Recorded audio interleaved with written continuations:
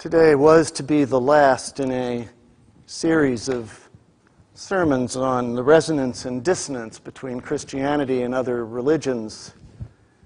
In this case, it was to be Confucianism. There's a good deal of resonance. There's plenty of structure in Confucianism, but the events in Aurora, Colorado seem to take that passage away from me and give me a different one. So would you listen for the Word of God as it comes to you in the story in Acts that immediately follows when the great rush of wind or the Spirit comes into the room and inspires the disciples to preach a prophetic word. So Peter, standing with the 11, raised his voice and addressed them. "People of Judea, and all who live in Jerusalem, let this be known to you. Listen to what I say. Indeed, these people are not drunk as you suppose, for it's only 9 o'clock in the morning. No, this is what was spoken through the prophet Joel. He said, in the last days it will be, God declares that I will pour out my Spirit upon all flesh, and your sons and your daughters shall prophesy, and your young men shall see visions, and your old men shall dream dreams. Even upon my slaves, both men and women, in those days I will pour out my Spirit, and they shall prophesy as well. And I will show portents in the heaven above, and signs on the earth below, blood and fire and smoky mist. The sun shall be turned to darkness, the moon to blood, before the coming of the Lord's great and glorious day. Then everyone who calls on the name of our God shall be saved." "You that are Israelites," said Peter, "listen to what I have to say. Jesus of Nazareth, a man attested to you by God with deeds of power, wonders, and signs that God did through him among you, as you yourselves know. This man was handed over to you according to the definite plan and foreknowledge of God. You crucified and killed by the hands of the outside law. But God raised Jesus up, having freed him from the pangs of death, because it was impossible for him to be held in its power." Hear what the Spirit is saying to our church.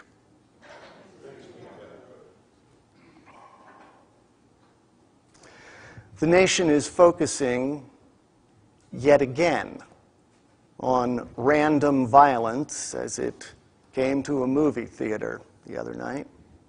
12 dead.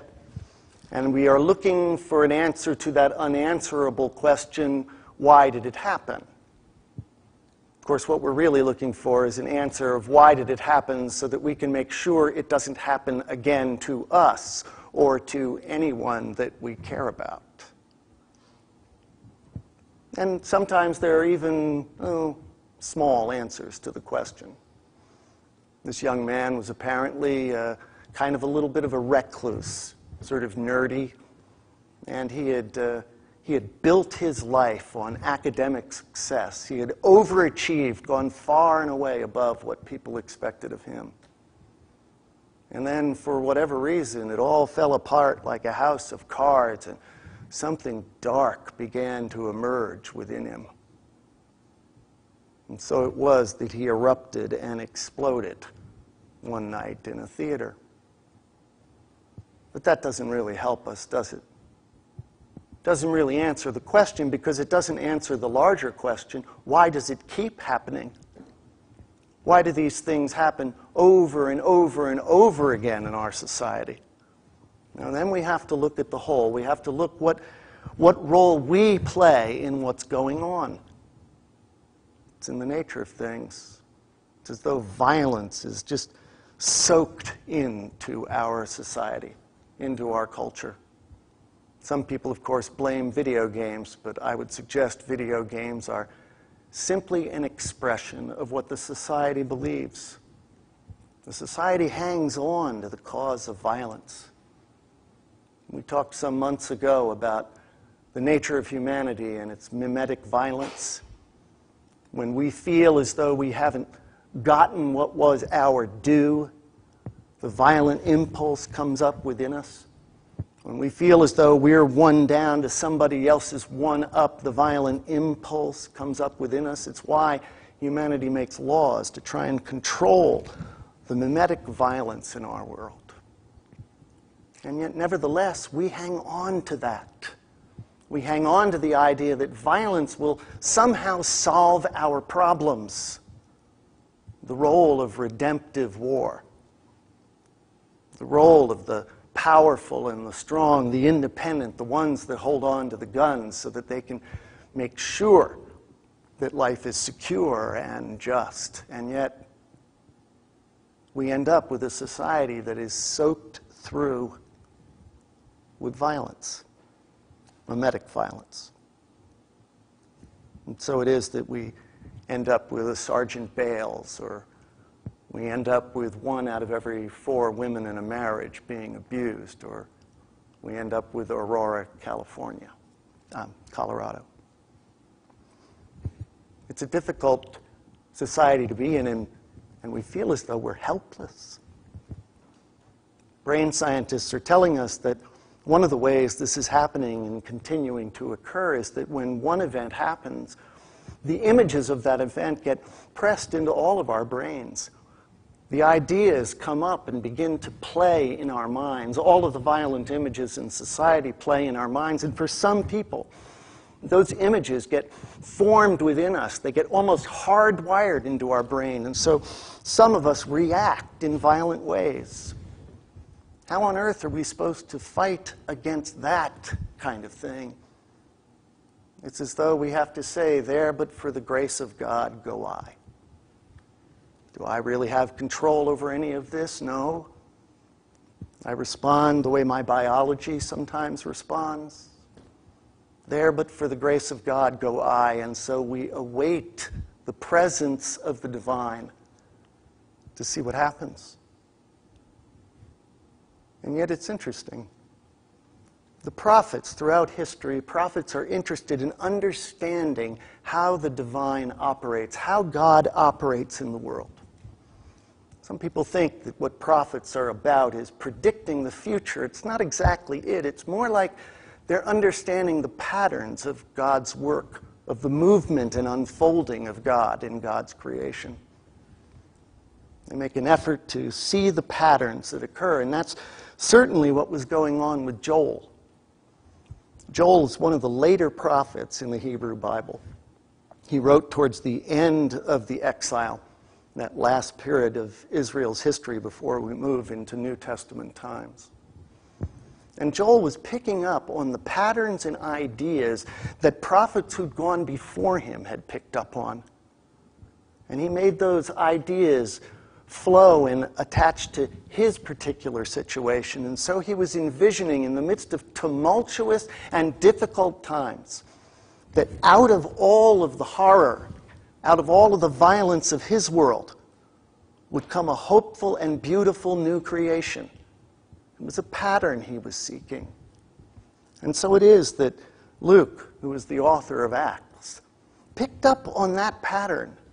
He wasn't suggesting by quoting Joel in this passage I just read. He wasn't suggesting that Joel was talking about Jesus. Rather, he was suggesting that the pattern that Joel saw was the same pattern that Peter himself was seeing in the presence of Jesus in the midst of our story here. And what do we have? We have death and we have new life. One of the interesting things about this passage is it says that God raised Jesus from the dead so that death could not hang on. The death pangs could not hang on. It's a cognate word in the Greek. It sort of has death and birth pangs built into it at the same time, as though there's something about the pangs of birth that can open up and let death go, and something new and beautiful then emerges. They see the same pattern, that in the midst of all the churning, and our society is certainly churning, the change is coming so fast that you feel as though it's out of control, we're careening towards the future. But what Joel sees, what Peter sees, and I'm going to ask you, is it what we see? That that out of that chaos, out of that churning and difficulty, some new creative moment can emerge. That's the question for the prophetic voice. All of us here, the ones that listen for the voice of God. Question for the prophetic voice: can we, in the midst of these terrifying moments, recognize that the presence of God is bringing about some deep, fundamental shift and change into our creation? In the book of Acts, these people were called to be a witness to what God is doing in the world. Can we sense the presence of God and what God is doing in the world, even in the midst of the difficult and terrifying times? The biggest question that comes before us at that moment is, what about the 12 dead people? Where is God when you got those 12 dead people? How can we say that God is at work when you've got those 12 dead people and the hundreds and thousands of other dead people that have gone before them? So often I see people just walk away from faith at that moment. It's as though they insist that there is a God out there that could do something about that, but refuses. It flies into the face of reality. We know that our creation produces random events.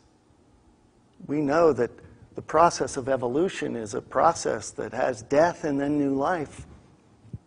To suggest that there is a God that doesn't do that, that isn't a part of that, is to deny reality. In fact, nowhere in the Bible are they terribly worried about it. They understand that the reality is that we live in this world where death comes into new life.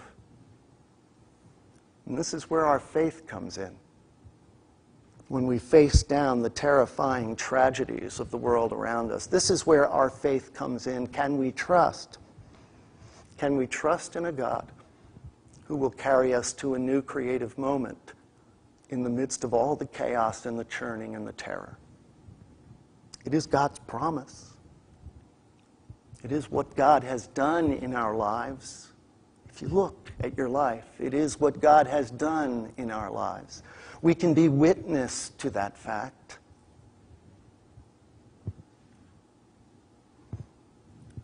We have an opportunity, you and I, because something's going on in our world. Something's at work. And you and I can be a part of it by being a witness in the world to what we perceive to be the movements of God that give us deep hope. And yes, some people's lives are forfeit in the midst of that, not because there's a God out there that wants it or won't do anything about it, but just because that's the way the world is. And so Jesus says that we are to take up the cross, be willing to give up life for the sake of what is next, trusting in the nature of God to bring us into a next beautiful moment.